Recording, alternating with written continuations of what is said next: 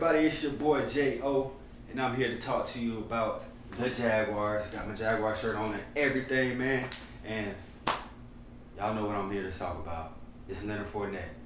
Do not panic, Jags fans, okay? It's not the end of the world. Leonard Fournette was not Barry Sanders. He was not, I wouldn't even classify him as elite, but he's a good player. Definitely a good player.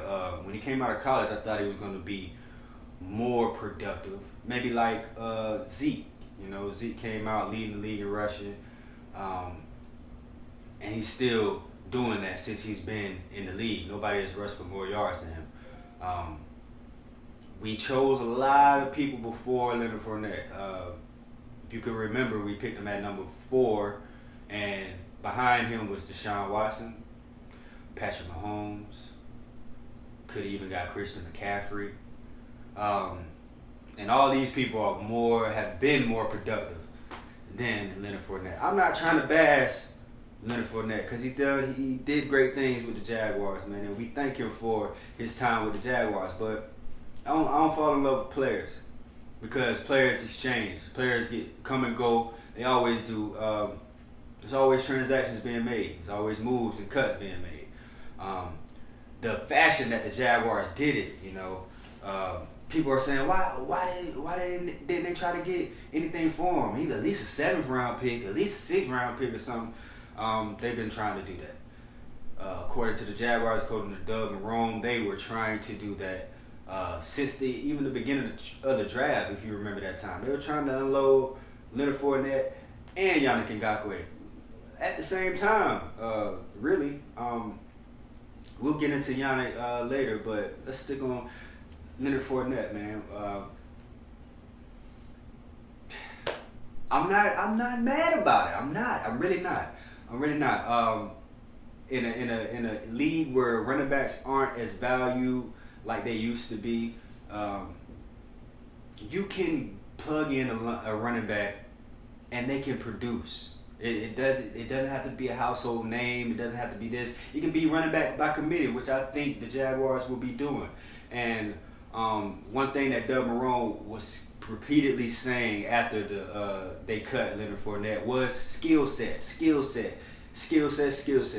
Oh, Justin, but why doesn't Leonard Fournette match that skill set? He caught 76 balls last year. Yeah, he did. Yeah, he did. How many drops did he have? And add those 76 touches to all the rushes that he added. And you mean to tell me that's 3 touchdowns? I'm not trying to bash this man, but I'm just trying to make sense of it the way I think. Like I feel like I think differently. I don't look at the players. I don't fall in love with players. I try to look at the front, the coaching staff, the coaching staff site and the front office site. You know, I try to look at from their shoes. You know, just because I try to find out why do you think they made this transaction? Why did this move happen? And a report came out today from Mark Long that it was kind of like a player revolt. They didn't want Leonard Fournette in the locker room. Maybe he still had the same mentality of the 2017 team, the year after they came from the AFC Championship. There was a lot of turmoil started by Jalen Ramsey. A lot of talking out about the organization. And that just trickled down for years. Just controversy. Tom Coughlin era. Came back and tried to make football a military style game, you know. Try to make the organization military style, you know. If you're not 5 minutes early, you're late, you know, that type of thing. That didn't sit well with the players that we had. Tom was obviously trying to set the culture, but the players weren't having it. They weren't having it, and as these years went by, you know, trades were made, you know, players were cut, players have left. So that 2017 team is done. You know, that whole defense is gone except Miles Jack. And Avery Jones, if you want to say that. Dwayne Smoot wasn't playing during that time, so he's also there. But it's a whole new regime. I mean, I don't understand what fans don't get and why it was such an uproar for Leonard Fournette. Yes, he's a good player, man. He was a good player, one of our best players.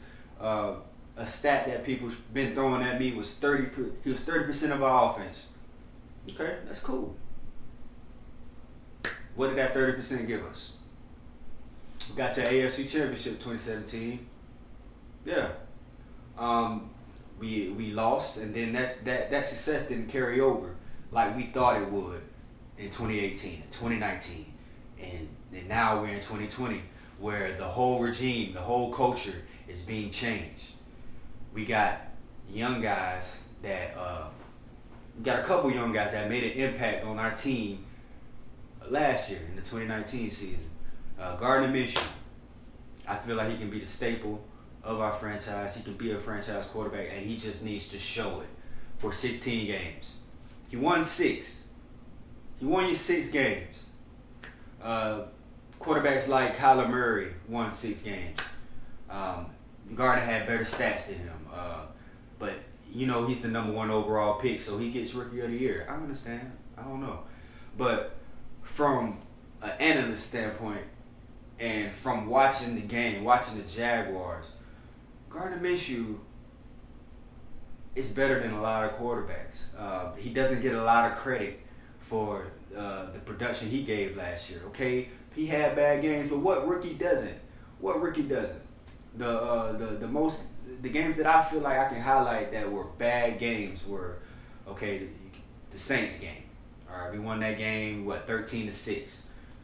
If you have to beat those type of caliber teams. That's if you want to be a successful team. But 13-6, okay, you just need to make more plays, Gardner. Okay, let's see what happened. Let's watch the film. Let's see what you can correct.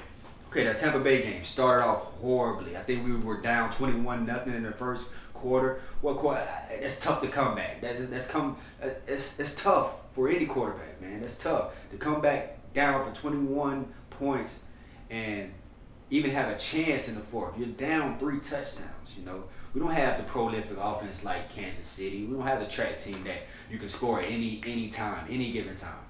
Even though I think we might have that this year. But I'm gonna talk about that later, man. But that Tampa Bay game, the New Orleans game, and then you could probably say that Texans game where we didn't score at all. Texas got up real early in the game. We couldn't stop their run. Deshaun was doing whatever he wanted, read options, play actions, dumping it over the top. It was just so much miscommunication on the defense and everything. So, and the defense plays a part. Our defense was not good last year. So, minus the weapons that Gardner did not have last year that we added this year, he did a pretty good job. For a rookie that was thrown in the fire, a 6th-round pick who was not expected to play. And he showed you true potential. He showed you what he can do. And I feel like Jay Gruden knows what Gardner Minshew can do. He sees what he can do. He's been in practices with him. So let's just give them a chance to show us what they have on the field, the product.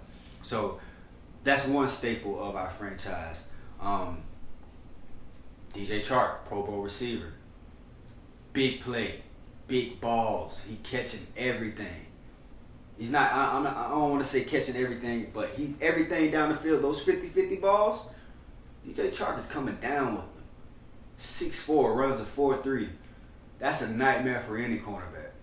You know, he's going to be a problem, man. And, you know, that's one staple. That's 2 staples. On the defensive side, we can go to Josh Allen. Led rookies in sacks. He should have got Rookie of the Year, but Nick Bosa, you know, 49ers, they went to the Super Bowl. More publicity, more people know about him. Okay, I get that. Josh Allen, 10.5 sacks, led rookies with that. He's going to come out with a vengeance. He learned more from Calais before he left. So he's in that leadership role, mentoring guys like Caleb Von Chason, who we just drafted this year in the first round from LSU. So, man, that pass rusher, we got a pass rusher. We got C.J. Henderson. I haven't seen him play on the field, but what I've seen and what I've heard in highlights and clips and articles that I've read, The guy's a dog. He doesn't let nobody catch the ball on him. And that's what you need. We need another shutdown corner. You know, don't expect Jalen Ramsey, but if he comes anywhere close to Jalen Ramsey, great. It's great. I expect great things out of him. I expect him to be a lockdown corner and help out our defense, man. We still got Miles Jack. He's going to be in his more natural position. So let's see and wait what he looks like at will. You know, let's see. He can play freely. He doesn't have to worry about setting up the defense. He doesn't have to worry about the checks and none of that. He just can go out there and play. He can go out there and play. Maybe I see him covering some tight ends, playing the flats, blitzing off the edge, just making plays, you know, just making plays. Dropping off in a deep zone coverage, you know, or you can do a lot of things. He's so athletic, man. He's so athletic, Miles Jack. Playing middle linebacker was not his comfortable. He wasn't comfortable in that position. You could tell because he wasn't as fluid. He wasn't smooth. You can tell he second guessed his reads. He missed a lot of. He blocked himself on a lot of run plays. He blocked himself. That can happen. You pick the wrong hole to shoot. You block yourself. Running back goes right in another hole. Hey, play's over. But Schobert stepping into that Mike position, man. I feel like that's going to help Miles Jack. It's going to help the whole defense get set up. Very smart, cerebral player, and he's very athletic. Active in the pass game. He's active in the run game. He can move from side to side. I feel like he's a new Paul Posluszny. Somebody we need. We need a tackling machine. Paul was a tackling machine, and that's what we need. We need that. So, I mean, and just to add these, the Duval dozen, that's what they call them, the 12 picks that we had this year. They used all of them, which I was surprised of. But they used all of them, and all of them will make an impact this year. The one that I'm very excited for the defensive standpoint is Devon Hamilton, man. Devon Hamilton is a run-stuffing nose tackle out of Ohio State, man. He's going to be good. We have staples and we have players that we can build on. I'm not saying these players will turn out. I don't know. I don't know how they're going to turn out. I can just go off of what I've seen them do on the field in college. I got to go off of what I've seen in clips and highlights and articles that I've read from Jaguars media, you know. But to sit and panic and say that we're tanking and say that we're the worst team in the league, say that the front office is this, front office is that, let them be a professional. Let them be professionals. They're professionals. They're in the NFL. You know, if this does not work out this year, they probably won't get another job in the NFL. So why blow up a team if you're not sure or you're not liking what you see from the young guys behind? So get 2017 out of your head. Just get it out. It's been gone. When they first traded Jalen Ramsey, I was like, okay, we know where their head is. We know the past that they've let go good players, great players. Maybe it just wasn't the time. It wasn't the time. They weren't sure with players. I know Allen Robinson was a good player that we should have left, should have kept. Allen Robinson. But in that time, I'm not trying to make excuses for the GM, for the front office. But in that time, you know, they were still trying to evaluate Blake Bortles. We couldn't find a quarterback. We didn't know. Blake Bortles still hasn't gave us like the comfortability that we needed for quarterback. You know, we didn't know. So Allen Robinson being hurt and not playing that year, that hurt him with Jacksonville. You know, I feel like they just let him go just because of we were focused on finding our franchise quarterback. So eventually, you know what they did? They paid Blake Bortles, ended up cutting him, you know, did not use him. So that's a bad mistake. All right. But ever since then, they've been drafting great. We've got players. We drafted great. We drafted Jalen Ramsey. We drafted Leonard Fournette. We drafted Josh Allen. We drafted Miles Jack. We drafted a lot of people. We drafted DJ Chark. We drafted D.D. Westbrook. We drafted Ronnie Harrison. We drafted these players that will help us in the future, you know. And since that 2017 team, it's just been just debacles everywhere, controversy everywhere. So you gotta blow it up. You gotta change the culture. You got to. If players don't want to be there, you gotta get them out. That's words from Shad Khan. You gotta get them out. So going back to Mark Long about the Leonard Fournette situation, man. Players wanted them out. The young guys wanted them out. That's what the article says. Don't know how true it is. I just got to go off of what I see and what has been put out there, man. I don't want to hear the PR spins. It's about this. It's about that. We can just go off of what they see. So they're putting it on Leonard Fournette, okay? But Leonard Fournette has caused problems in the past. He's ran off of fields and put on his helmet to go fight other people all across the field. You've seen that. He's been hurt. He's been disinterested when he was on the bench with Leonard, with T.J. Yeldon and with his shoulder pads on, not interested in the game. Those things, they add up, you know. And if this is true and the players really went there and went to the higher ups and said that he's not serious about this team, he doesn't believe in this team, he doesn't want to be here, and they made that happen, and the front office was trying to trade him before all that as well. I mean, that's like the last straw. That's the last straw, man. It makes sense to me. It sucks that it happened because he was a good player, and it would have been great to have him on the team, man. Great to have him on the team. He could have fit. Okay. Yes, he caught 76 balls, but what do you know Leonard Fournette to be as? A bruising running back. Somebody who's going to run the ball down your throat. He might make you miss, but he's going to run you over, right? He's going to get the tough yards. He's that type of running back. He's never been classified as a receiving back. He's never been the type that you worry about catching the ball out of the backfield. Okay, you can always evolve your game, but the Jaguars felt like they didn't need him. You know, Chris Thompson has been in Jay Gruden's offense before in Washington. I feel like that was a factor. Chris Thompson, he produced in the league. Okay, maybe those rushing numbers aren't like Leonard Fournette, not even close. But if you look at the averages, nothing's below 4. Nothing's below 4 yards a carry. You know Chris Thompson as a receiving back. You know what he can do in the receiving game. He was potent in the receiving game. The only thing about him was his injuries. That's all. The injuries, man. But if he's healthy, he's a potent offense. He's potent in the offense, in a pass catching offense. He can run the ball as well. But you also have Raquel Rock Armstead, who I feel like they are high about him, man. They are always talking about Rock. They're always talking about Rock, and he's always hurt. So you're hurt, but you're always getting praise from the coaches. We need him back. He does good things. All this type of stuff. You're hurt, but they're still talking about you. Low draft pick, you know, come from a smaller school, but they like you, man. They like you. They keep talking about this guy.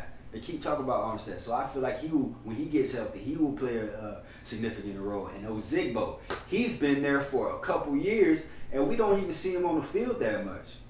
So if a team keeps you, they want to develop you.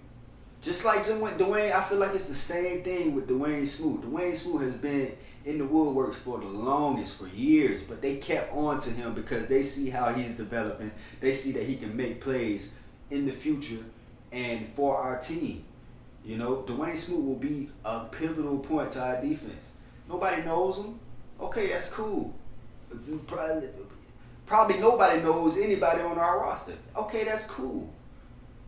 I would rather have a more solid team than one household name that everybody knows. I want everybody.